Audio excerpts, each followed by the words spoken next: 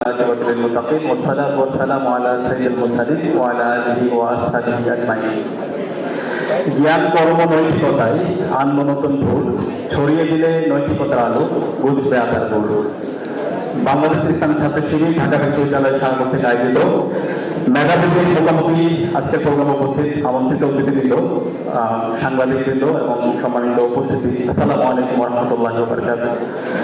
শুকরিয়া জ্ঞাপন করছি মহান আল্লাহ পাক সুবহানাহু ওয়া তাআলার, যার অশেষ মেহেরবানিতে আজকে আমরা প্রতিবাদমুক্ত বাংলাদেশে চমৎকার একটি আয়োজন উপস্থিত হতে পেরেছি। আলহামদুলিল্লাহ, লাখ লাখ সন্তানের প্রতি বিশ্ব অনবতার মুক্তিযুদ্ধ সরকার কায়নাত বিশ্বনাথ মোহাম্মদ মুস্তাফা সাল্লাল্লাহু আলাইহি সাল্লামের প্রতি যারা প্রতিদান প্রতিষ্ঠা করার জন্য আমাদের সব ধরনের কর্ম প্রতিষ্ঠা সাল্লাল্লাহু আলাইহি সাল্লাম শ্রদ্ধার সাথে স্মরণ করছি 24 ছাত্র জনতার অভ্যুত্থানের সকল শহীদদের এবং ইসলামী ছাত্র শিবিরের সকল শহীদদের, আগ্রাসনের বিরুদ্ধে আধিপত্যবাদের বিরুদ্ধে লড়াইয়ের সকল শহীদদের, আল্লাহ পাক তাআলা সকল শহীদদের জান্নাতুল ফেরদৌসের মেহমান হিসেবে কবুল করুক, আল্লাহুম্মা আমিন। প্রিয় উপস্থিতি, ইসলামী ছাত্র শিবির সবসময় জবাবদিহিতার মাধ্যমে এবং স্বচ্ছতার মাধ্যমে আমরা আমাদের গণতন্ত্রে থাকতে চাই। ইসলামী ছাত্র শিবির আমরা আপনাদের স্বতঃস্ফূর্ত আজকে অংশগ্রহণ দেখে আজকে আমাদের অনেক বেশি আনন্দ লাগছে। আজকে আমাদের আনন্দ লাগছে। গত 16 বছরে ইসলামী ছাত্র শিবিরকে দাঁড়া বাংলাদেশ আমাদের কাছে হাজির করা হয়েছে। শিবির মানে তাকে মারা বদলি করা হয়েছে, শিবিরের সদস্য অধিকার কেড়ে নেওয়া হয়েছে, যে কারণে জনপরিচয় আমরা আপনাদের সামনে দাঁড়াতে পারিনি। কিন্তু 24 ছাত্র জনতার অভ্যুত্থানের মাধ্যমে, আমাদের শহীদের স্যাক্রিফাইসের মাধ্যমে আজকে আমরা আমাদের কথা বলার অধিকার পেয়ে গেছি। আজকে আমরা স্বাধীনভাবে মত প্রকাশ করতে পারছি। আজকে ঢাকা বিশ্ববিদ্যালয়ের ডিএসসিতে আমরা আপনাদের সামনে দাঁড়াতে পেরেছি, আলহামদুলিল্লাহ। সেজন্য আমরা সবাই স্মরণ করছি 24 ছাত্র জনতার অভ্যুত্থানের সকল শহীদদের, আল্লাহ পাক তাআলা সকল শহীদদের জান্নাতুল ফেরদৌসের মেহমান হিসেবে কবুল করুন, আল্লাহুম্মা আমিন। প্রিয় উপস্থিতি, আপনারা চিন্তা করুন, এখানে আজকে ঢাকা বিশ্ববিদ্যালয়ের শিক্ষার্থীরা আমরা উপস্থিত আছি। আমরা যখন অ্যাডমিশন যখন প্রস্তুতি নিচ্ছিলাম, ওই সময়টা একটু চিন্তা করুন। ওই সময় আমাদের প্রত্যেকে কত বড় বড় স্বপ্ন ছিল। আমরা যারা মুসলমান আছি, আমাদের সৃষ্টিকর্তার কাছে কত বড় বড় ওয়াদা করেছিলাম। সৃষ্টিকর্তার কাছে বলেছিলাম, আল্লাহ, আমি যদি ঢাকা বিশ্ববিদ্যালয়ে চান্স পাই, আমি এই ভালো কাজগুলো করবো, আমার মাধ্যমে কোনো খারাপ কাজ হবে না। বিভিন্ন ধরনের আমরা ওয়াদা করে আমরা সৃষ্টিকর্তার কাছে প্রতিনিয়ত প্রার্থনা করেছিলাম। কিন্তু ঢাকা বিশ্ববিদ্যালয়ে চান্স পাওয়ার পরে কেন জানি আমাদের বিভিন্ন ধরনের বিচ্ছুতি আমরা দেখতে পাই। এই ঢাকা বিশ্ববিদ্যালয়ে আসার পরে আমাদের কেন জানি মনোজগতে বিভিন্ন ধরনের পরিবর্তন পরিলক্ষিত হয়। এই ঢাকা বিশ্ববিদ্যালয়ে আসার পরে আমাদের বাবা মায়ের যে স্বপ্ন, সেই স্বপ্নের কথাগুলো কেন জানি আমরা ভুলে যাই। সেটা ইসলামী ছাত্র শিবির আমরা সবসময় আমাদের ভাই বোনদেরকে আহ্বান করি, জ্ঞান কর্ম নৈতিকতা যেন তারা সমৃদ্ধ করে। শিবিরের যে ভীষণ, সেই ভীষণ যদি আপনারা দেখতে পান, সেখানে ওদের কাছে সব লক্ষ্য আদর্শ দেশপ্রেমিক নাগরিক তৈরি করা। ইসলামী ছাত্র শিবিরের যে লক্ষ্য উদ্দেশ্য, সেই লক্ষ্য উদ্দেশ্য যদি আপনি দেখতে পান, একজন আদর্শ মানুষ হিসেবে নিজেকে গড়ে তোলা, একজন ইনফ্লুয়েন্সিয়াল ক্যারিয়ার এবং ইনফ্লুয়েন্সিয়াল ক্যারেক্টার সম্মিলিত মানুষ হিসেবে নিজেকে তৈরি করা। এই হলো ইসলামী ছাত্র শিবিরের সকল আয়োজন। ইসলামিক ছাত্র শিবিরের যদি বাস্তব কর্মসূচি দেখতে পান, এটা সম্পূর্ণ শিক্ষার্থীদেরকে কেন্দ্র করে। তো ইসলামিক ছাত্র শিবির এই সমাজে আমরা যে দৃশ্য দেখতে পাই, এই সমাজে আমাদের যে প্রত্যাশা, সেই আলোকে যে বর্তমান তরুণ সমাজ তারা বিদ্যুতের মধ্যে যাচ্ছে, সেই তরুণ সমাজকে আলোকিত করা, তাদেরকে নৈতিকতা সমৃদ্ধ করা এবং তাদের ক্যারিয়ার এবং ক্যারেক্টারের যেন সমাধান হয়, সেটার জন্য প্রতিষ্ঠা কাল থেকেই কাজ করে যাচ্ছে। এবং ইসলামী ছাত্র শিবিরের যে সিলেবাস আছে, আপনারা যদি সিলেবাসটা দেখতে পান, এখানে একটা পলিসি নলেজের সমন্বয়ে ইসলামী ছাত্র শিবিরের সিলেবাসের মতো হয়। একজন শিক্ষার্থী সেই স্কুলে পড়ো অথবা মাদ্রাসায় পড়ো, সে যেখানে পড়ুক না কেন, তাকে কোরআন হাদিস, এরপর সমসাময়িক যে বিষয়গুলো আছে সেগুলো অর্জন করতে হয়। তাকে অর্থনীতি জানতে হয়, তাকে রাষ্ট্রশৈলী জানতে হয়, তাকে সমসাময়িক ইতিহাস সম্পর্কে তাকে সম্যক ধারণা রাখতে হয়। একজন যুবককে রাজনীতি দর্শন করা এবং তাকে সব বিষয় ইনফর্ম করার জন্য যে বিষয়গুলো দরকার, সেই সব কিছুর সমন্বয় ইসলামী ছাত্র শিবিরের যে সিলেবাস আছে, সেই সিলেবাসের মধ্যে সম্মিলিত ঘটে। এবং ইসলামী ছাত্র শিবির একজন যুবককে একজন যুবককে তার লাইফে যেন ব্যালেন্সিং হয় সেজন্য সবসময় কাজ করে থাকে। শিবিরের একটা সমৃদ্ধ রিপোর্টিং সিস্টেম আছে, যারা শিবিরের সাথে কানেক্টেড সবাইকে এই রিপোর্টিং এর ব্যবস্থা সবসময় থাকতে হবে। তো এই সামাজিকভাবে যুব সমাজকে তৈরি করা, আগামী বাংলাদেশ নির্মাণের জন্য তাদেরকে তৈরি করা, এর জন্য যে যে সমস্ত কাজগুলো আছে সেই সবগুলো কাজ ইসলামী ছাত্র শিবির করে থাকে। তো আপনাদেরকে আহ্বান থাকে ইসলামী ছাত্র শিবির সম্পর্কে জানবেন, আমাদের গুণগুলো ধরিয়ে দেবেন এবং আমাদেরকে আলোচনা করবেন। আমাদেরকে যে কোনো ধরনের আলোচনা, সমালোচনা এবং প্রশংসা সকলটা আমরা সাথে গ্রহণ করতে প্রস্তুত আছি। সবাইকে অসংখ্য ধন্যবাদ। আসসালামু আলাইকুম ওয়া রাহমাতুল্লাহ। অসংখ্য ধন্যবাদ জানাচ্ছি ঢাকা বিশ্ববিদ্যালয়ের ছাত্র শিবিরের সভাপতিকে। এবারে বক্তব্য অনুরোধ করছি ঢাকা বিশ্ববিদ্যালয়ের ছাত্র শিবিরের সাবেক সভাপতি এবং ইসলামী ছাত্র শিবিরের কেন্দ্রীয় সাবেক কেন্দ্রীয় আন্তর্জাতিক সম্পাদক ডক্টর মৃদা গালিবকে। তিনি সমস্ত মাত্র 3 মিনিট।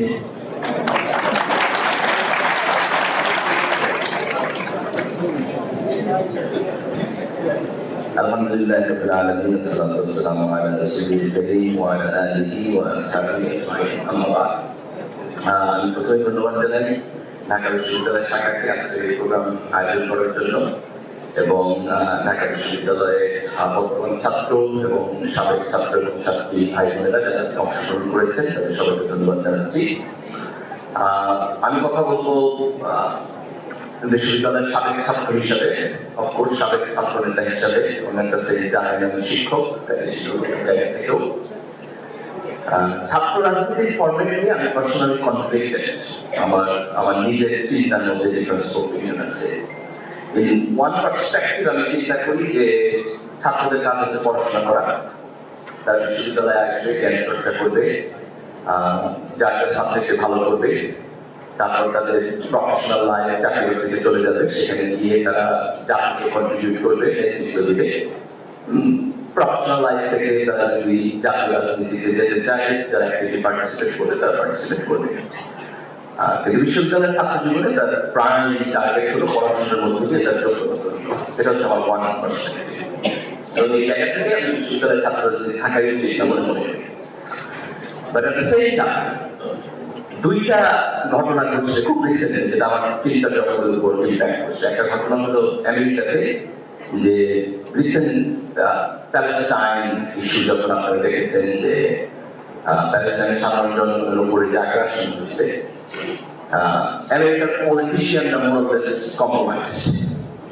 কম্প্রোমাইজ। এই ইস্যুতে আমি যদি বলি ন্যায়বিচারের জায়গা থেকে এবং পিস এবং শান্তি, বিশ্ব শান্তি, এটাকে প্রিজার্ভ করার জন্য তাদের যে ভূমিকা, সেখানে তারা নিউট্রাল ভূমিকা রাখতে পারে। তাদের civil society better than politician, but is still not perfect. Media এবং সিভিল সোসাইটি কিছুটা ভূমিকা পালন করেছে। কিন্তু আপনারা দেখেছেন সারপ্রাইজিংলি বিভিন্ন বিশ্ববিদ্যালয়, খুব বড় বড় বিশ্ববিদ্যালয়, হাই র্যাঙ্ক বিশ্ববিদ্যালয়, সেখানকার ছাত্ররা, তরুণরা খুব এক্সট্রাঅর্ডিনারি ভূমিকা পালন করছে, খুব এক্সট্রাঅর্ডিনারি। যেখানে একটু কম্প্রোমাইজ হচ্ছে সেখানে কারণ দাঁড়ায় গেছে। So this is one event. এবং সেকেন্ড হচ্ছে আমাদের এখানে জুলাই গণঅভ্যুত্থান, আমরা 16 বছরের একটা ফ্যাসিলিটি শাসনের মধ্যে দিয়ে গেছি। আমাদের রাজনৈতিক দল, ইনস্টিটিউশন, রাজনৈতিক আন্দোলন, এই সব কিছু ফেল করছে একটা ডেমোক্রেটিক সিস্টেমকে প্রিজার্ভ করতে। এরা আমাদের তরুণ প্রজন্ম রাস্তায় দাঁড়ায় স্যাক্রিফাইস করে, রক্ত দিয়ে, আন্দোলন করে এই সিস্টেমকে পরিবর্তন করছে। তো এই দুটি ঘটনা আমার চিন্তার জগতে প্রচন্ড ইম্প্যাক্ট করছে।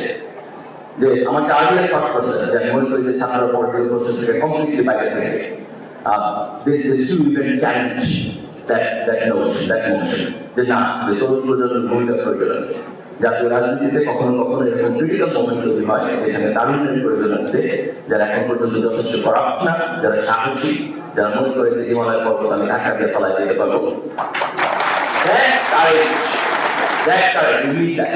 Not only for our nation, we need that for the global humanity. তাই না? সারা দুনিয়ার যে ক্রাইসিস সেখানে প্রয়োজন। আমি দুটাকে যদি একসাথে কম্বাইন করি, what we need যে বিশ্ববিদ্যালয়ের ছাত্রদের এমন একটা পলিটিক্যাল প্রসেস থাকে যার মধ্য দিয়ে তারা জাতীয় ক্রাইসিসে এবং জাতীয় ইস্যুতে তার কন্ট্রিবিউশন করবে। That leadership process should be here. But at the same time এইটা দলীয় রাজনীতি, লেজিসলেটিভ রাজনীতি এবং বিশ্ববিদ্যালয় ক্যাম্পাসে আমাদের যে বাজে রাজনীতি, যেখানে সাধারণ ছাত্রদেরকে অপ্রেস করে রাজনীতি করা হয়, সেই মডেলের মধ্যে যেতে পারবে না। তো এই হচ্ছে আমার পলিটিক্যাল কনসেপ্ট। এবং ছাত্র শিবিরের সাবেক ছাত্র নেতা হিসাবে এবং আজকে বিশ্ববিদ্যালয় ক্যাম্পাসের সাবেক অ্যালামনাই হিসাবে ছাত্র শিবিরের কাছে আমাদের যে এক্সপেকটেশন সেটা হলো যে ছাত্র শিবির 91 থেকে মোরাললেস সাকসেসের আগ পর্যন্ত আমাদের যে পলিটিক্যাল স্টুডেন্ট পলিটিক্যাল সিস্টেম, এই সিস্টেম পারফেক্ট ছিল না। তা আমি এক্সপেক্ট করবো ছাত্র শিবির এখানে ফেরত যাবে না। They will try to do that. বরং জুলাইয়ে গণ অভ্যুত্থানে যে চেতনা সেটিকে ধারণ করে বিশ্ববিদ্যালয় ক্যাম্পাসে একটা পরিশীলিত ছাত্র রাজনীতি তারা করবে। আর এই পরিশীলিত ছাত্র রাজনীতি যদি সম্ভব না হয় তাহলে আমি ছাত্র রাজনীতি বন্ধ করবো। Thank you.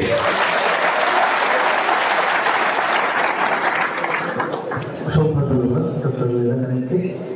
সবাই উপস্থিতি এখানে বক্তব্য দেওয়ার জন্য করছি বাংলাদেশ ইসলামী ছাত্র শিবিরের কেন্দ্রীয় সেক্রেটারি জেনারেল জাহিদুল ইসলামকে এবং কেন্দ্রীয় সেক্রেটারি জেনারেল জাহিদুল ইসলাম।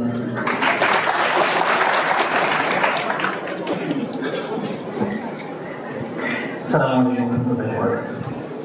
আমি আশা করছি সবাই ভালো আছে, আলহামদুলিল্লাহ। সময় মাত্র 3 মিনিট, আর আমাকে বলা হয়েছে ছাত্র শিবির কি করে এই বিষয়গুলো বলার জন্য। তো এখন যে ইনফরমেশন টেকনোলজিতে আমরা আছি, ইভেন একটা শেয়ার করি। আমি কয়েকদিন একটি কোয়েশ্চেন করলাম যে 2025 সালে ছাত্র শিবিরের কি প্ল্যান নেওয়া উচিত। দেখলাম যে আমাকে যা বলতেছে ওইটা ইতিমধ্যে আমার মাথায় সেট আপ আগে রেখেছিল। তো এই যুগে আমরা বসবাস করছি, এই যুগে আমাদের প্রোগ্রাম করে বলতে হয় যে ছাত্র শিবির কি করে, তো এটা আমি মনে করি খুব বেশি ওয়াইজ হবে। তো আমি আপনাদের কাছে মনে করি আপনারা যথেষ্ট কনসিয়াস এবং ঢাকা ইউনিভার্সিটি স্টুডেন্ট হিসেবে দেশের কোথায় কি হচ্ছে ঘটছে একটা সময় মনে করা হতো যে যারা ছাত্র এরা একটু কম বুঝে বা এরা আসলে এত বেশি রাষ্ট্র সম্পর্কে সচেতন না। কিন্তু 2024 আসলে আমাদেরকে প্রমাণ করে দিয়েছে যে এই জেনারেশন, এই ছাত্র সমাজ কম বুঝে না, বরং যতটুকু প্রয়োজন তার পারফেক্টনেস সবার পুরোটাই হচ্ছে আলহামদুলিল্লাহ। তো সেটাকে আমি বলবো যে ছাত্র শিবির সম্পর্কে আপনাদের স্টাডি থাকার কথা। আমরা বেসিক যেটা করি, যেমন একজন ছাত্র হিসেবে আমার কি করণীয়, ছাত্র হিসেবে আমার পড়াশোনা দায়িত্ব। এরপরে যে প্রশ্নটা সবচেয়ে বেশি দাঁড়ায় আমাদের কাছে যে আমরা পড়াশোনা করছি, আমাদের হিউজ সার্টিফিকেট, এরপরে হচ্ছে আমার একাডেমিক সাউন্ড, হিউজ সাউন্ড আমি। তো সবকিছু নিয়ে এরপর একটা প্রশ্ন দাঁড়ায়, আমি আমার পিতা মাতার কাছে গিয়ে প্রশ্ন করি, আমার আত্মীয় স্বজনের কাছে প্রশ্ন করি যে আপনি আমাকে কেমন চান, কেমন দেখতে চান, অথবা আমার পিতা মাতার কাছে গিয়ে প্রশ্ন করা হয় আপনার সন্তানকে আপনি কেমন চান। তিনি বললেন যে আমার সন্তান 4 out of 4 জিসিডি দিয়ে পাবে, এটা আমি চাই, কিছু চাই। আমি মনে হয় কোনো পিতা মাতা এটা বলতে, তার প্রাইমারি কনসার্ন হচ্ছে আমার সন্তান একজন ভালো মানুষ হোক। তো ছাত্র শিবির এই একাডেমিক জায়গাটার পাশাপাশি একজন ছাত্রকে ভালো মানুষ হওয়ার জন্য যা যা প্রয়োজন, সেটা তার রিলিজিয়াস পার্সপেক্টিভ থেকে হতে পারে, সেটা তার সোশ্যাল পার্সপেক্টিভ থেকে হতে পারে, সেটা তার হিউম্যান কনসার্ন অথবা হিউম্যানিটির প্রতি তাদের একটা কমিটমেন্টের জায়গা সে পার্সপেক্টিভ থেকে হতে পারে। ওভারঅলি এই জায়গাগুলোকে আইডেন্টিফাই করে প্রত্যেকটা কর্মসূচি ছাত্র শিবির গ্রহণ করে থাকে। তো আমরা বাংলাদেশের যে কোনো প্রয়োজনে, বিশেষ করে যেহেতু আমাদেরকে প্রাকৃতিক দুর্যোগ প্রবণ এলাকা, আমরা চেষ্টা করি প্রত্যেকটা ইস্যুতে নিজেদেরকে অ্যাড্রেস করা এবং সেটাকে কন্ট্রিবিউট করার জন্য এবং ছাত্র সমাজকে অ্যাকোমোডেট করার জন্য। আর একাডেমিক জায়গা থেকে যেটা আমরা বলবো, আমরা চেষ্টা করি যে যিনি যে লেভেলটাতে আছেন, ধরুন বাংলাদেশের টোটাল কমিউনিটি স্টুডেন্ট অথবা একটা ডিপার্টমেন্টে তো সবাই পাস হওয়া পসিবল না, কেউ পাস হবে, কেউ সেকেন্ড হবে, কেউ থার্ড হবে। আমরা এটা একজন ব্যক্তির মাঝে, একজন ছাত্রের মাঝে, একজন শিক্ষার্থীর মাঝে পুশ করতে চাই যে ভাই তোমার যতটুকু ক্যাপাসিটি আছে তুমি যেন হাইয়েস্ট অর্জন করতে পারো। এই লেভেলে আমাদের রিপোর্ট একটা সিস্টেম আছে যে একজন ছাত্রকে টোটাল তার সারাদিনের রুটিনটাকে যেন চমৎকার ভাবে সে অ্যাপ্লাই করতে পারে, এটা সেখান থেকে যেন প্রোডাক্টিভ আউটপুটটা নিয়ে আসতে পারে, আমরা একটা রিপোর্টিং সিস্টেম ফলো করে থাকি। আর আমাদের প্রোগ্রামের মধ্যে ট্রেনিং মূলত যে তার মোরাল ট্রেনিং এবং তাকে এই সমাজের জন্য একজন সৎ দক্ষ মানুষ হওয়ার জন্য যত ধরনের আয়োজন সবকিছু করে থাকি। তো আমার আগে শ্রদ্ধা বিবেকানন্দ তিনি বলেছেন যে তিনি ছাত্র রাজনীতির পক্ষে বলেছেন আবার বিপক্ষে বলেছেন। তা আমরা এখন খুব মহাবিপদে আছি, যখন ছাত্র রাজনীতি বা ছাত্র রাজনীতির জায়গাগুলিতে পরিচয় দিই তখন একটা শ্রেণী আমাদের প্রতি খুব নেগেটিভ দৃষ্টিতে তাকায়, আর ছাত্র রাজনীতি মানে এটা খুব একটা নেগেটিভ সেন্স।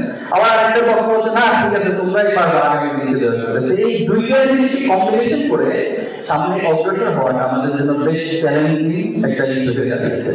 আমরা চেষ্টা করছি ইনশাআল্লাহ বাংলাদেশের প্রত্যেকটি ছাত্র, প্রত্যেকটি শিক্ষার্থী তারা যদি এই বাংলাদেশ করতে চায় এবং জুলাই বিপ্লবের যে চেতনা সেটাকে পুরোপুরি লালন করে আমরা আগামী দিনে এগিয়ে যেতে চাই। এক্ষেত্রে আমরা আমাদের সহযোগিতা দিচ্ছি। আশা করি আপনারা আমাদের সহযোগিতা করে পাশে থাকবেন।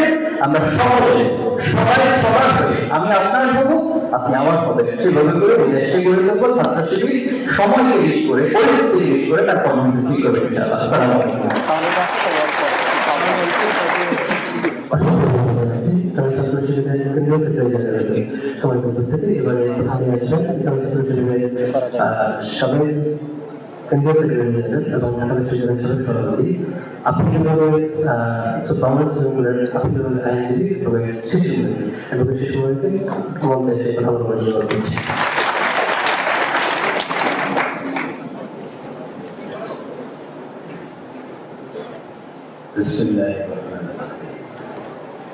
সম্মানিত সভাপতি, ডিইউএসের সম্মানিত সভাপতি secretary, Dhaka university journalist association সভাপতি সেক্রেটারি এবং ভাই বন্ধুগণ এবং ভাই বোনেরা যারা এখানে হাজির আছেন, আসসালামু আলাইকুম ওয়া রাহমাতুল্লাহি ওয়া বারাকাতুহু। So what do we expect from Shibir? We expect from Shibir to produce national and global leaders. We expect from Shibir no visibility.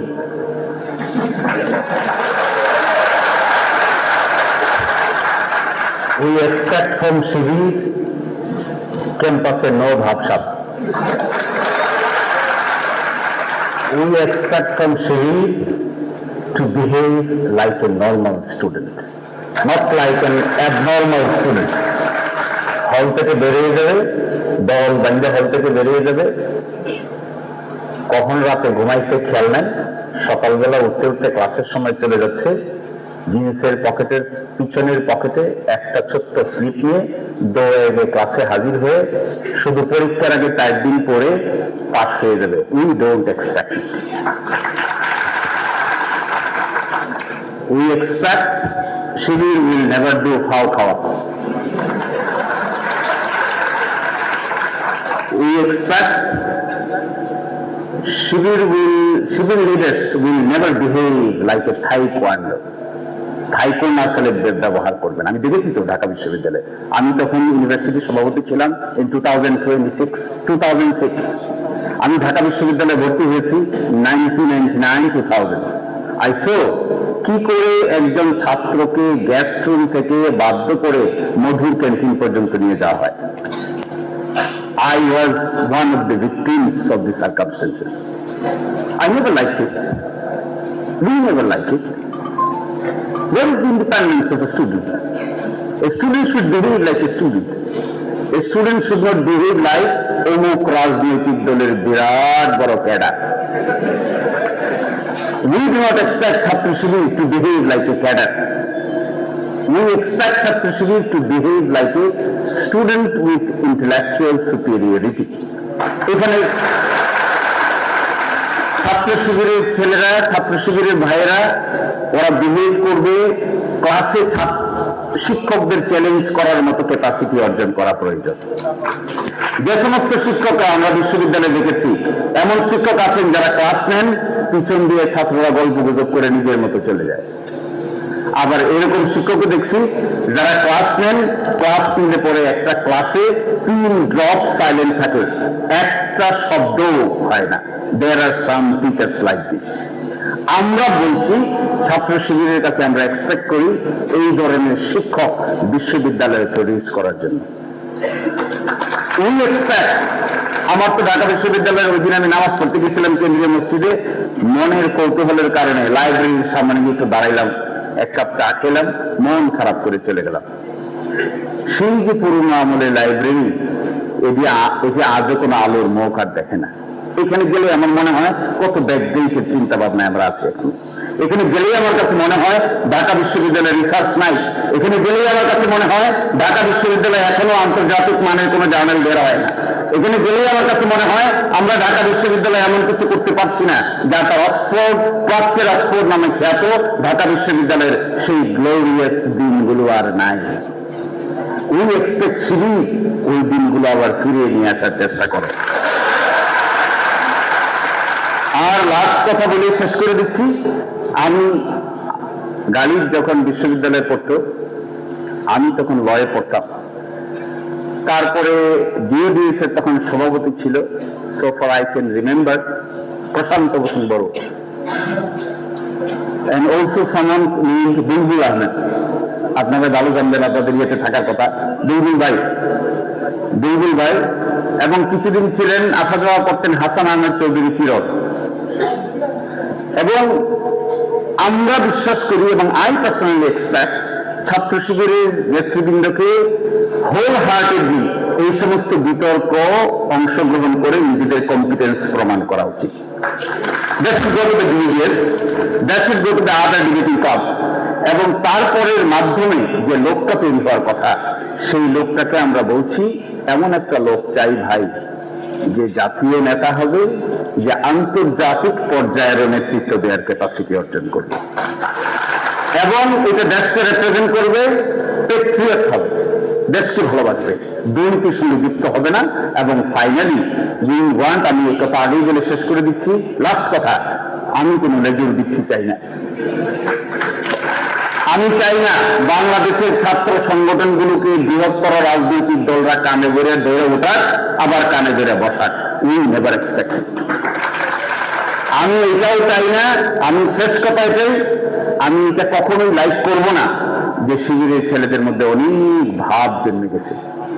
আমি এক্সপেক্ট করব শিবিরের ছেলেরা অনেক সুন্দর সাধারণ ছাত্রদের মতো ব্যবহার করছে, যা দেখে অন্যরা অনুপ্রাণিত হয়। সকলকে অনেক ধন্যবাদ।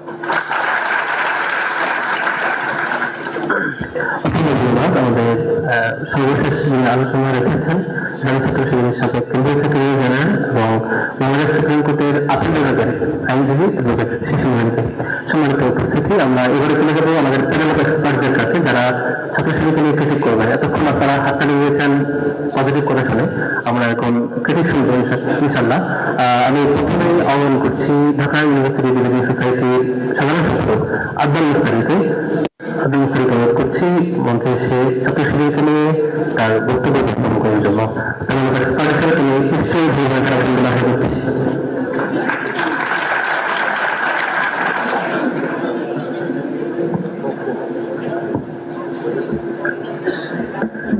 আসসালামু আলাইকুম, সম্মানিত উপস্থিতি এবং যারা মঞ্চে উপস্থিত আছেন, সকলকে আমার শুভেচ্ছা। তো আমাদেরকে আমন্ত্রণ জানানো হয়েছে এক্সপার্ট সমালোচক হিসেবে। বলা হয়েছে যে যত পরিমাণ সমালোচনা করা সম্ভব সবই যেন আমরা করি, কিন্তু সময় দিই। তার মানে সমালোচনার পরিসর যেন বেশি বড় না হয়, সেটা আগের থেকে দেখে দেওয়া হয়েছে। আমি বেশি চেষ্টা করবো যে আমি আসলে এই সময়ের মধ্যে কি কি সমালোচনা করতে পারি। একটা জিনিস আমি অবশ্যই ব্যক্তিগতভাবে খুব বেশি সমালোচনা করি না, কারণ আমার সমালোচনা করার অভিজ্ঞতা আসলে খুব খারাপ। এর আগেও আমি আরেকটি মঞ্চে আরেকটি দলের সমালোচনা করেছিলাম, আমি দেখেছি তারা আসলে সমালোচনাকে ভালোভাবে গ্রহণ করেন।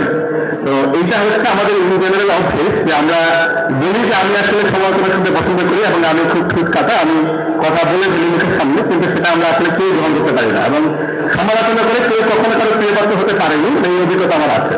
তো সেই জায়গা থেকে আমি এক্সপেক্ট করবো আর যারা আমাকে আমন্ত্রণ জানিয়েছেন এবং যারা শুনছেন, এবং আমি সামনে আসলে অনেক ডিজিটাল ডিভাইস দিচ্ছে, হয়তো এই বক্তব্য অনেক দিকে চলে যাবে, তো কেউ আসলে এটাকে ব্যক্তিগতভাবে নেবেন না। যেহেতু সমালোচক হিসেবে আমন্ত্রণ জানানো হয়েছে, সেই দায়িত্বকে আমি আসলে সমালোচনা করার চেষ্টা করছি। আমি আমার একেবারেই একটি ব্যক্তিগত অভিজ্ঞতা দিয়ে বক্তব্যটা শুরু করি। সেটা হচ্ছে আমি এই বর্তমানে ঢাকা ইউনিভার্সিটি ডিবেটিং সোসাইটির সাধারণ সম্পাদকের দায়িত্বে আছি। তার আগে আমি শহীদুল্লাহ ডিবেটিং ক্লাবের সভাপতি হিসেবে নির্বাচিত হয়েছিলাম। তা আমাদের এই ক্লাবের একটা ঐতিহ্য হচ্ছে, যেই সভাপতি হিসেবে যারা নির্বাচিত হওয়ার কথা আছে তাদেরকে একটা রেগুলার সাবজেক্টের মধ্যে দিয়ে যেতে হয়, তাদেরকে একটা চেকআপের মধ্যে দিয়ে যেতে হয় যে তাদের অতীতে কোনো শিবিরের সাথে লিঙ্ক আপ আছে কিনা, কোন ফল থেকে। কারণ এই শহীদুল্লাহ ডিবেটিং ক্লাবের ইতিহাসে একজন সভাপতি ছিলেন, যিনি আবার শিবিরের সাথে করে ভালোভাবে কানেক্টেড। তিনি আবার আজকে মন্ত্রী বসে আছেন মির্জা আলী ভাই। তো এই যে এইটা হচ্ছে একটা কলঙ্ক, যে যেটা আমাদের বিভিন্ন ক্লাস থেকে লেগে দিয়েছে এবং এই কলমটা যেন পুনরাবৃত্তি না হয় সেজন্য খুবই বিগড়া সত্যে সাবসেকশনের মধ্যে দিয়ে যেতে হবে, এর সাথে কোনোভাবেই কোনো কানেকশন আছে কিনা। এখন আমি কেন আজকে সমালোচনা থেকে নিয়ে আসলাম, এই যে একটা সকলকে একটা সন্দেহের মধ্যে যেতে হয় যে আসলে শিবির করে কিনা, বা শিবির সন্দেহটাকে বিভিন্ন জায়গা থেকে বাদ করতে হয়, বা বিভিন্ন সময় নির্যাতনের শিকার হতে হয়, এইটার কি কোনো দায় শিবিরের নেই?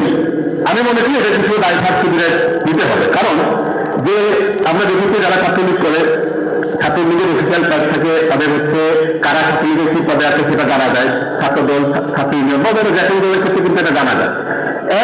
ছাত্র শিবিরের ক্ষেত্রে আসলে বুঝার কোনো উপায় নেই যে আসলে কে শিবির কে শিবির না, তাই না? এখন ছাত্র শিবির সবসময় নিজেকে একটা আদর্শিক দলের সাথে দাবি করে থাকে যে তারা একটা ফার্ম আদর্শের উপর ভিত্তি করে একটা দল, তো সেক্ষেত্রে তাদের সমস্যাটা কি আদর্শের কিনা, যে এটা মানুষজন প্রকাশ করতে চায় না যে আমার এই আদর্শটা আমি ধারণ করি, নাকি সমস্যা অন্য কিছু। যদি সমস্যা অন্য কোনো কিছু থাকে তাহলে সেটা আসলে শিবির ঠিক কিভাবে অ্যাড্রেস করছে যেটা তারা কাটা উঠতে চায়। আর যদি সেটা অ্যাড্রেস না করে তাহলে আসলে এই লুকোচুরি রাজনীতি দিয়ে তারা রাজনৈতিক ক্ষেত্রে কি কন্ট্রিবিউশন করতে চায়, এটা হচ্ছে আমার সমালোচনা শুরু যে সমালোচনা সেটা আছে। এইবার আমি স্বাভাবিকভাবেই যেহেতু শিবিরের সমালোচনা করার জন্য বলা হয়েছে, শিবিরের সমালোচনা শুরু হবে কোন জায়গা থেকে? অবশ্যই শিবিরের সমালোচনা শুরু হবে 1971 সাল থেকে। 71 সালে ছাত্র শিবির বলে যে তারা প্রতিষ্ঠিত হয়েছিল 77 সালে, সুতরাং 71 সালের কোনো দায়ভার তাদের নেই, তারা এটা নিতে রাজি না, এবং তাদের স্লোগান হচ্ছে আমরা স্বাধীনতা এনেছি, স্বাধীনতা রাখবো।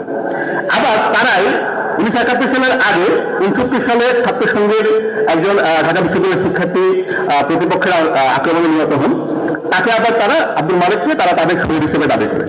তাহলে এইখানে তাদের থেকে সবসময় যে রেসপন্সটা আসে সেটা হচ্ছে আমরা একই আদর্শের ধারক। যদি হচ্ছে তারা একই আদর্শকে ধারণ করে তাহলে এটি কি সত্য।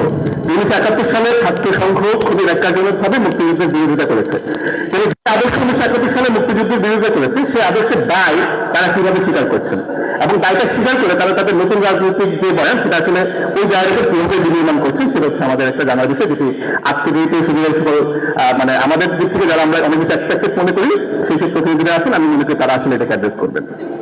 এবার আমি পরবর্তী যে জায়গা আছি সেটা হচ্ছে আসলে ছাত্র শিবিরের কাজ কি, ছাত্র শিবির আসলে কি। আমি যেমন এই শুরুতে যে বক্তব্য শুনলাম ভালো, আচ্ছা আমার সময় শেষ, আসলে মাত্র শুরু করেছে, অল্প একটা 1 মিনিট সময় বেশি চেয়ে নিচ্ছি, যে ছাত্র শিবির ভালো ছাত্র গঠন করতে চায়, ভালো ছাত্র গঠন করার জন্য যে কাগজ শিবির করার প্রয়োজন হয়, বা এই যে সায়েন্স এক্সিবিশন চলছে, সায়েন্স এক্সিবিশন করার জন্য কোনো রাজনীতি গঠন করার প্রয়োজন পড়ে, বা হচ্ছে আমাদের ফুটো এক্সিবিশন হলো, এই ফুটো এক্সিবিশন করার জন্য রাজনৈতিক দলের কাজের মধ্যে পড়ে, মানে এগুলো করার জন্য আমার এক্সক্লুসিভলি শিবির করা দরকার নাই। আমি যদি ধার্মিক হতে চাই শিবির করা ছাড়াই আমি ধার্মিক হতে পারবো। আমি যদি ভালো ছাত্র হতে চাই, ডেফিনেটলি ভালো ছাত্র সবাই মানে যে শিবির বা হাই সিটি মানে শিবির, বিষয়টা এরকম না। তাহলে আমি যদি হাই সিটি করতে চাই সেটার জন্য আমার শিবির করার প্রয়োজন নাই। আমি যদি মানে ভালো সন্তান হতে চাই সেটার জন্য তো আমার শিবির করার প্রয়োজন নাই, শিবির করা ছাড়াই আমি হতে পারি। তাহলে আসলে শিবিরের কাজ কি?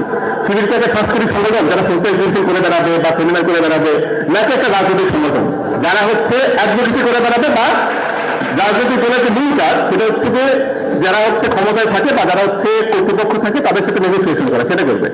যদি সেটা কাজ হয় তাহলে সেই কাজটা করে আমরা যেন ভিতরে দেখতে পাচ্ছি না। তো অলরেডি আসলে স্লিপ চলে আসছে, আমার পক্ষে সুযোগ হয়েছে কোনো শেষ করতে পারি নাই। তো আশা করি সামনে যদি সুযোগ পাই তবে আমি পরবর্তী বক্তব্যে সামনে তুলে দেবো। সবাই অনেক ধন্যবাদ। ধন্যবাদ। আমি স্থানীয়কে শিল্পী নিয়ে প্রশ্ন করবো জন্য আমার নিশ্চয়ই আরো হয়তো সুযোগ পাবো, এবং আমাদের অসংখ্য অডিয়েন্স আছেন, আমরা প্রশ্ন নেওয়ার চেষ্টা করবো। আজকে সেই ক্ষেত্রে অবশ্যই আমরা প্রশ্ন মুখোমুখি করবো, আমাদের যত প্রশ্ন করবার চেষ্টা করবো তাদের কাছে উত্তর দিয়ে থেকে বের হতে হবে ইনশাল্লাহ। সময় বলায় না, এবারে করছি আমাদের ঢাকা ইউনিভার্সিটি ঢাকা বিশ্ববিদ্যালয় সাংবাদিক সমিতির সাধারণ সম্পাদক প্রথম হোসেনকে এবারে বক্তব্য রাখবেন। ঢাকা বিশ্ববিদ্যালয় সাংবাদিক সমিতির সাধারণ সম্পাদক প্রথম হোসেন।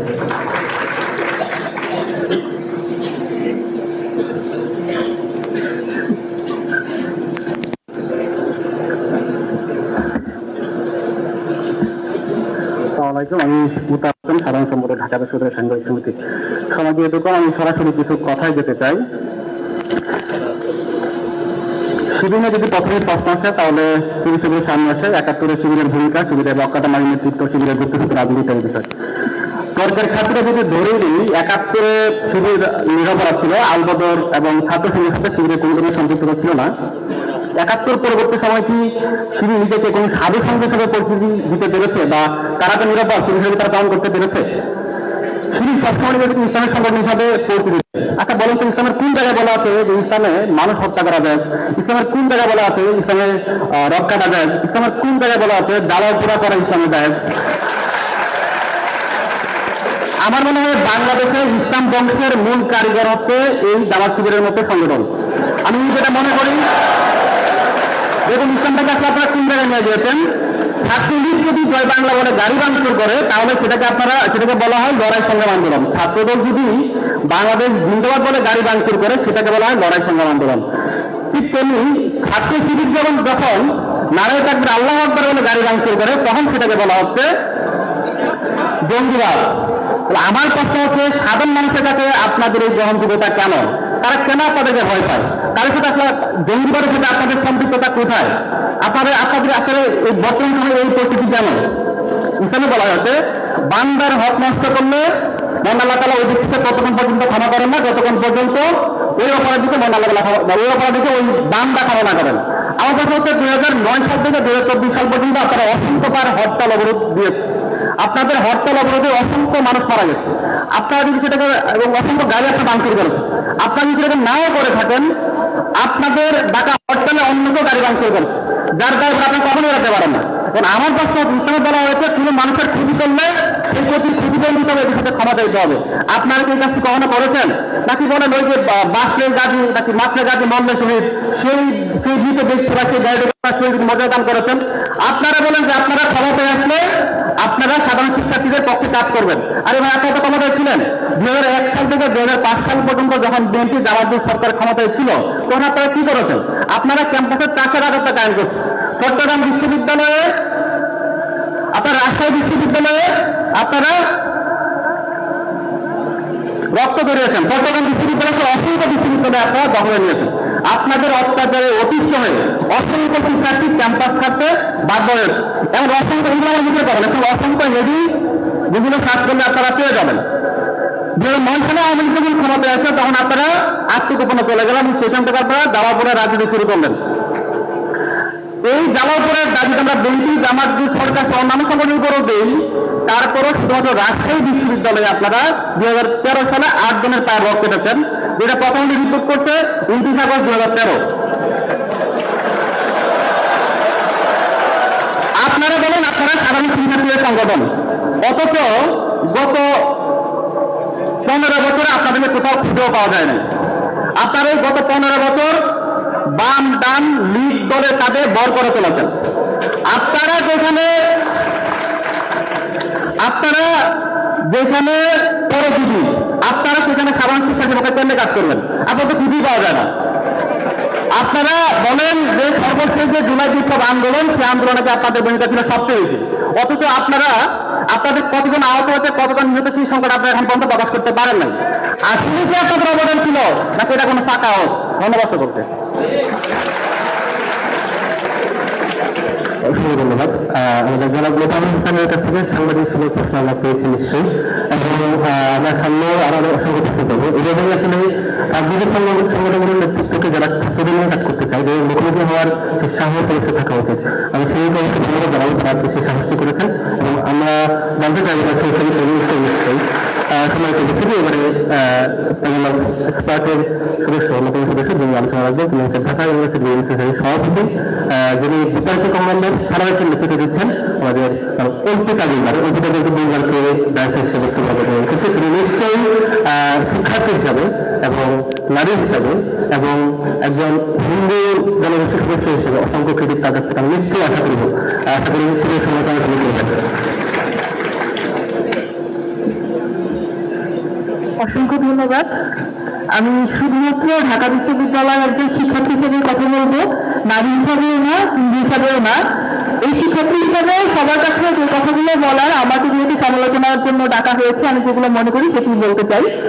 প্রথম যে সমালোচনাটি আমি করেছিলাম একদম আমাকে যখন ডাকা হয়েছিল তখন, এটি কি শুধু আমাদের বিএডিএসের সভাপতি হিসেবে ডাকা হচ্ছে নাকি আপনারা একটা প্যানেল দেখাতে চান, যে এই প্যানেলটা একটা লিবারেল প্যানেল হিসেবে আপনারা সামনে আনতে চান, যেখানে একজন নারীও থাকবে, একজন হিন্দুও থাকবে? আমার সাধারণ সম্পাদক যখন কথা বললেন, তিনি ছাত্র সংঘ নিয়ে যে আলাপটি দিলেন, আমি এই আলাপটি নিয়ে সমালোচনা শুরু করছি। আমি একটু এক্সপ্লেন করবো। দেখেন, 1972-এর যে সংবিধান, সেই সংবিধানের 38 নম্বর ধারা অনুযায়ী এটি বলা হয়েছিল যে ধর্মভিত্তিতে কোনো রাজনীতি করা হবে না। সেই সময় ধর্মভিত্তিতে রাজনীতি করার কারণে ছাত্র শিবির বিলোপ-সাধন হলো।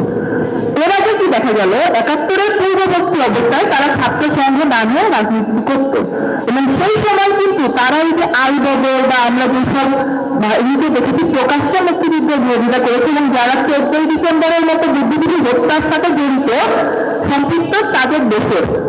এর পরবর্তীতে দেখা গেল যেহেতু ভারতের ধর্মভিত্তিক রাজনীতি করাতে গেল না, পরবর্তীতে আবার 76 সালে যখন তৎকালীন রাষ্ট্রপতি এই 28 ধারা বাতিল করলেন, তারা 77-এ এসে নতুন করে ছাত্র শিবির নামে সংগঠনটি তার কার্যক্রম শুরু করল। এখন বিষয় হচ্ছে, বর্তমানে এই একই টেন্ডেন্সি আমরা বিগত ফ্যাসিস্ট আমলেও দেখেছিলাম। বিজেপি হত্যার পরে বর্ডার গার্ড নাম হয়ে গেল বিজেপি, অর্থাৎ নাম পরিবর্তনের সাথে সাথে কি আপনাদের আদর্শ পরিবর্তন হয় কিনা আমরা দেখেছি। বিষয়টা কিন্তু এমন না, এই জন্য এখন সমালোচনা হচ্ছে। তাহলে আপনারা সেই সময়কার সমালোচনাটা কি আপনারা এইভাবে জবাব দেন যে আমাদের তো আসলে সেই সময় জন্মই হয়নি, আমার প্রতিষ্ঠান হয়েছে বাংলাদেশ রাষ্ট্র তৈরি হওয়ার পরে, বিষয়টা আসলে সত্য না, আপনার জিনিসটা আড়াল করেন, কৌশলে এগিয়ে যান। আপনাদের এইখানে মতামত কি হবে প্রিয় মুক্তিযুদ্ধের সময় অথবা 14 ডিসেম্বরে আপনাদের কি ভূমিকা, সেটি জবাব আপনাদের এখান থেকে দিয়ে দিতে হবে। দ্বিতীয়ত যে জায়গাটা সময় 1 মিনিট অলরেডি শেষ, আরেকটা জায়গাতে নিব। আমরা সবসময় এই জিনিসটি দেখেছি যে আপনি যখন কোনো কিছু নিয়ে রাজনীতি করেন, আপনি যখন সেই রাজনীতির প্রতিহিংসার শিকার হন, সেটিকে রাজনৈতিক প্রতিহিংসা হিসাবে রূপ দেওয়া হয়, কিন্তু শিবিরের সাথে যে সংস্কৃতিটা, সেটি দেখা যায় যে ধর্মীয় প্রতিহিংসা হিসেবে নিয়ে আসা হয়। এখন শিবিরের ওপর হামলা হলেই ধর্মীয় প্রতিহিংসার যে নামকরণ, সেটি কেন ব্যবহার করা হয়? কারণ আপনারা ধর্মকে ব্যবহার করে রাজনীতি করেন। এখন আপনাদের কাছে এই জায়গাটি থাকে, এই প্রতিহিংসাকে ধর্মের প্রতিহিংসা না নিয়ে রাজনৈতিক প্রতিহিংসা নিয়ে আসা। কারণ যতক্ষণ না পর্যন্ত আপনি এই দুটো জিনিসকে আলাদা করছেন, আপনাদের মধ্যে থেকে এই জিনিসটি আমরা সাধারণ শিক্ষার্থীদের বুঝতে পারি না। আমরা আসলে সেখানে কি রক্ষা করতে গিয়েছি? আমি রাজনৈতিক অধিকার রক্ষা করতে গিয়েছি না আমরা ধর্মীয় অধিকার রক্ষা করতে গিয়েছি? দুটি কমপ্লিটলি আলাদা, এবং দুটি যখন আলাদা থাকে তখন সেই ব্যানারে যাওয়াটা আমার জন্য অনেক বেশি সহজ হয়ে যায়।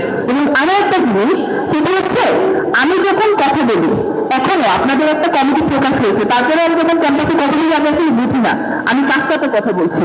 কেন কথা বলছি? কারণ আমার সামনে মানুষের রাজনৈতিক পরিচয় কি, আপনাদের পূর্ণ কমিটিটি কেন আপনারা প্রকাশ করেন? এতদিন তো সময় ছিল কাছে সাথী না, আপনাদের অত্যাচার করবে, এখন তো সেই সময়টি নেই। তাহলে এখনো কারো আপনারা সেই পূর্ণাঙ্গ সব জায়গার আপনার ঢাকার মধ্যে যতগুলো জায়গা থাকবে, পূর্ব সিটি কর্পোরেশন পুরো বাংলাদেশে এই কমিটিতে আপনারা দিচ্ছেন না। আপনাদের এই গুপ্ত রাজনীতির কারণটি আসলে এই জন্য আপনারা যদি গুপ্তই থাকেন, তাহলে সাধারণ শিক্ষার্থী আপনাদের সাথে কানেক্টেড কেন ফিল করবে, কোন ম্যান্ডেটে ফিল করবে, এই প্রশ্নের জবাবটি আপনাদের দিয়ে যেতে হবে। এবং আমরা যারা জুলাই বিপ্লবে গিয়েছিলাম, জুলাই বিপ্লব কিন্তু কখনো এমনটি ছিল না যে এটি কোনো একটা গোষ্ঠী। এখন দেখা যাচ্ছে কি জুলাই বিপ্লবের পরবর্তী সময়ে আপনারা 9 দফা বলেন বা যে কোনো আন্দোলন, এই যে ক্রেডিটটা আস্তে আস্তে নিজেদের থেকে নিয়ে নেওয়ার যে টেন্ডেন্সিটা সাধারণ শিক্ষার্থী থেকে, আচ্ছা 9 দফার কারিগর তাহলে এরা, কিন্তু বিষয় হচ্ছে যে 9 দফার পুরো বাস্তবায়নটা এই যে ম্যাথ মানুষ না থাকলে তো হতো না। ম্যাথ মানুষ থেকে শুধু শুধু একটা গোষ্ঠীর দিকে টেনে নেওয়া, যখন একটা গোষ্ঠী টেনে নেওয়া শুরু করলো তখন আমরা দেখলাম যেখানে আরো অনেকগুলো রাজনৈতিক সংঘাত সৃষ্টি হয়ে গেল। সংঘাতটা কিরকম? সব গোষ্ঠী এবং নিজেদের কোন কোন জায়গাটা আছে সেটা নিয়ে টানাটানি শুরু করলো। আলটিমেটলি যার ফলাফল করলো আমার জুলাই বিপ্লব হয়েছে, জুলাই বিপ্লব এখন কাজ শেষে দিয়ে চলে গেল। এই ধরনের কোশ্চেন তো কখনো অরেঞ্জ হওয়ার কথাই ছিল না। কেন কথা ছিল না? কারণ জুলাই বিপ্লবের ম্যান্ডেটই ছিল এটা সাধারণ মানুষের। আপনারা তখন পর্যন্ত যখন নিজেদের প্রকাশ করেননি, 17-18 তারিখের পরেই বাংলাদেশের ইতিহাসে লেখা হয়ে গিয়েছিল যে এখানে আসলে আওয়ামী লীগের কি হবে অথবা শেখ হাসিনার কি হবে। তারপরেও তো আপনারা নিজেদের পরিচয় প্রকাশ করেন নাই, নিজেদের এই জিনিসগুলো নিজেদের বলে দাবি করেন নাই। পরবর্তীতে কেন দাবি করা শুরু করলেন? আপনাদের এখানে উদ্দেশ্য কি যার জন্য আপনারা এটি দাবি করা শুরু করলেন? এটি জবাব আমরা আপনাকে দিয়ে দিতে চাই। তো আমি আসলে সময় 3 মিনিট থেকে 5 মিনিট হয়ে গেছি। সবাইকে অসংখ্য ধন্যবাদ। সমালোচনা করার জন্য ডাকা হয়েছিল, সমালোচনা হিসাবেই নিজের ব্যক্তিগত পর্যায়ে হয়তো যদি যায় আসলে সেই সম্পর্কে থাকবে না, সেটা রাখার দায়ভারও আমার নেই। সবাইকে অসংখ্য ধন্যবাদ। অসংখ্য ধন্যবাদ। অর্পিতা গোলদারকে আমি যতটুকু জানি তিনি জাতীয় অনেকগুলো ডিবেট ফেস্টে চ্যাম্পিয়ন হয়েছেন অনেকবার, এবং তার সাথে অনেক সময় টুর্নামেন্টে বেস্ট ডিবেট হিসেবে পুরস্কার পেয়েছেন। নিশ্চয়ই তার বিতর্কিতমূলক সেই এক্সপ্রেশন আজকের বক্তব্য না পেয়েছি, এবং সেগুলিকে বিতর্কিতরা যেভাবে একেবারে আর্গুমেন্টেশন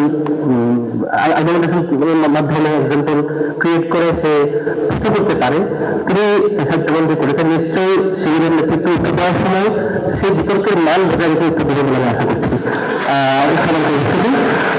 এবারে চলে যাবো সর্বশেষ প্যানেল পরিষদের সদস্য সংখ্যা ঢাকা বিশ্ববিদ্যালয় সাংবাদিক সমিতির সভাপতি মহিউদ্দিন মুজাহিদের কাছে, তিনি মঞ্চে এসে বক্তব্য দেওয়ার জন্য তিনি অনুরোধ করছি।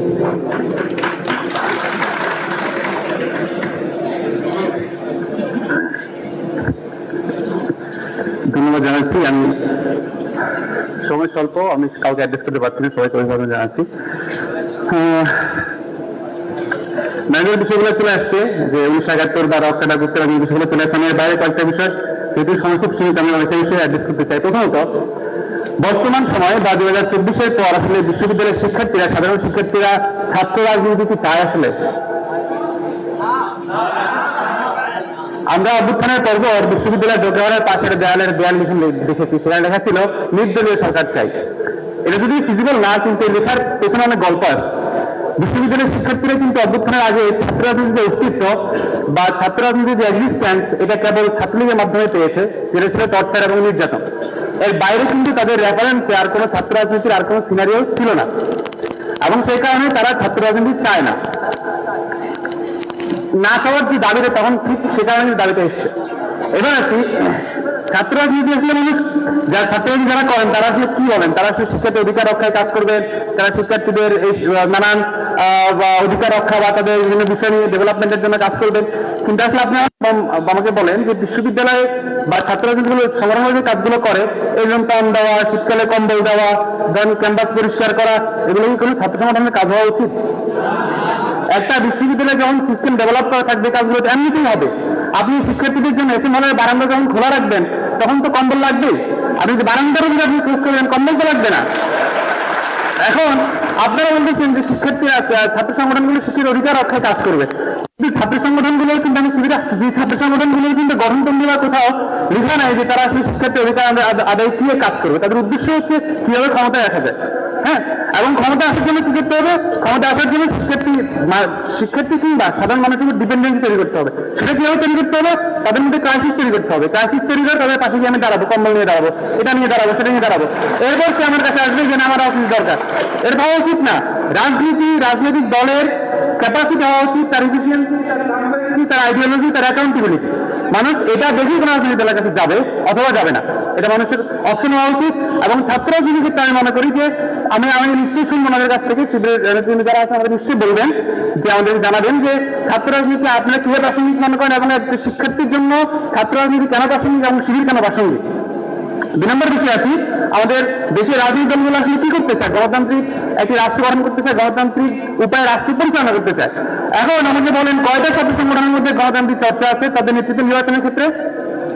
নাই। কিন্তু এখন যে ছাত্র সংগঠন নিজেরাই গণতন্ত্র প্র্যাকটিস করে না, যে সংগঠনগুলো, তারা কিভাবে দেশের গণতন্ত্রকে ছাড় করবে, দেশের মানুষকে ছাড় করবে, এটা নিয়ে দৃষ্টিভঙ্গি আমি নিশ্চয়ই জানবো। তারপরে আমি হচ্ছি কালচারে, যেহেতু ইসলামিক সংগঠন, সেহেতু ইসলামিক যে কালচার, সেই বিষয়গুলো নিশ্চয়ই লালন করবে। তাহলে সেই জায়গায় আমাদের যে বাঙালি কালচার, আমাদের গান, অন্যান্য যে বিষয়গুলো আমাদের কালচারে, সেই জায়গাটা শিবির কে অ্যাড্রেস করবে। শিবিরের যদি প্রতিষ্ঠিত হয় বা তারা যদি ক্ষমতায় আসে, সেক্ষেত্রে আসলে আমাদের যে বাঙালি কালচার, সেটিকে আসলে ইসলামিক কালচার দিয়ে রিপ্লেস হবে নাকি সেটা হারিয়ে যাবে, না আসলে কি হবে, এই বিষয়ে আমরা জানতে চাই। এরপর আরেকটি বিষয়, যে ছাত্র শিবিরে কিন্তু অন্যান্য ধর্মাবলম্বী যারা কিংবা আদিবাসী যা মাইনরিটি যারা আছেন, তাদের জায়গায় তাদেরকে অ্যাড্রেস করা, তাদেরকে ইনক্লুড করার কিন্তু সেরকম কোনো জায়গা নেই। আমি জানি না আপনি বিষয়টা জানাবেন, এই বিষয়ে আপনারা অ্যাড্রেস করবেন যে সেটা আপনারা কিভাবে অ্যাড্রেস করবেন। আদারওয়াইজ একটা সংগঠন কিভাবে ডেমোক্রেটিক সংগঠন হবে এবং শিক্ষার্থী আসলে সেটাকে কেন গ্রহণ করবে।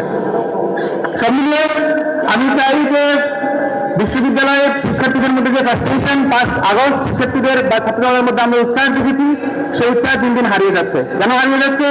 রাজনৈতিক দলগুলোর ক্রেডিট ভাগাভাগির যে প্রতিযোগিতা, একই সাথে ইন্টারিম গভর্নমেন্টের স্টেট নেওয়ার যে প্রতিযোগিতা, বিশ্ববিদ্যালয়গুলোতে নিজের আধিপত্য বিস্তারের যে প্রতিযোগিতা, সেই প্রতিযোগিতা লিপ্ত হওয়ার কারণে যারা আসলে জীবন দিয়েছেন, যারা কোনো ধরনের স্বার্থ ছাড়া মাঠে এসেছেন, তারা কিন্তু সবাই হতাশ হয়ে যাচ্ছে।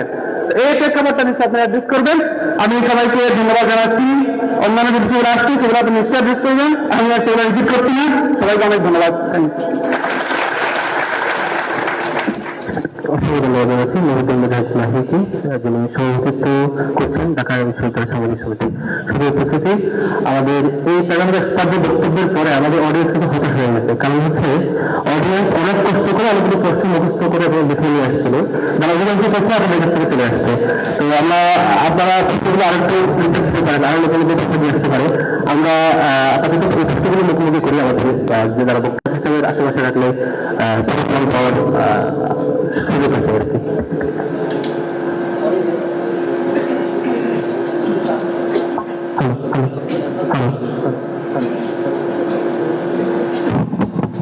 হ্যালো।